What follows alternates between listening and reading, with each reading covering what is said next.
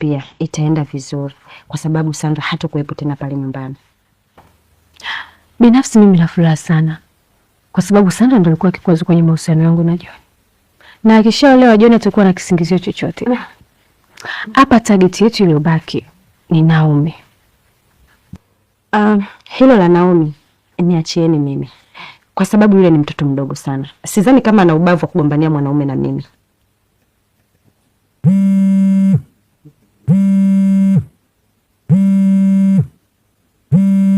Hatimaye amepatikana. Siku nzima nilikuwa namtafuta lakini bila mafanikio. Hebu mpokee tumsikie anasemaje. Hello. Niambie.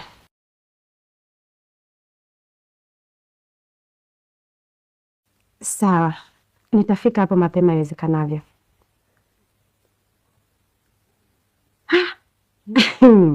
Guys, dokumenti zipo tayari. Yaani hivi ninavyoongea na nyinyi, mwanasheria anahitaji tuonane kwa ajili ya kwenda kusaini. Yaani hatuna muda mrefu tunaenda kuwa matajiri.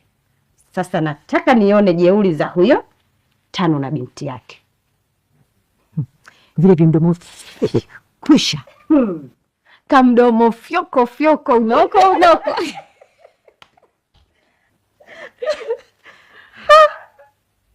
Haikuwa rahisi. Nimepambana. Mimi nitakuwa shawa kushuga yangu. Mali zetu hizo zinakuja kama najiona.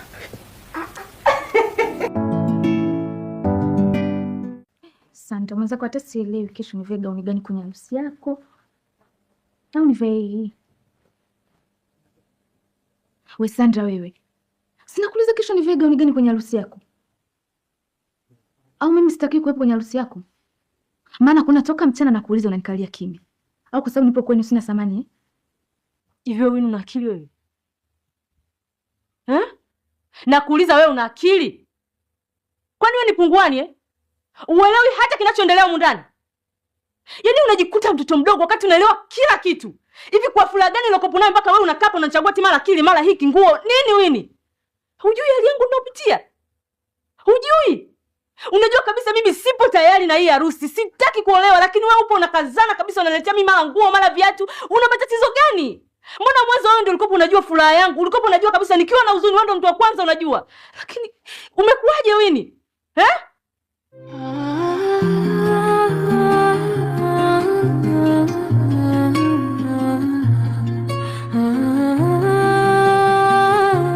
Sasa ndio kuniambia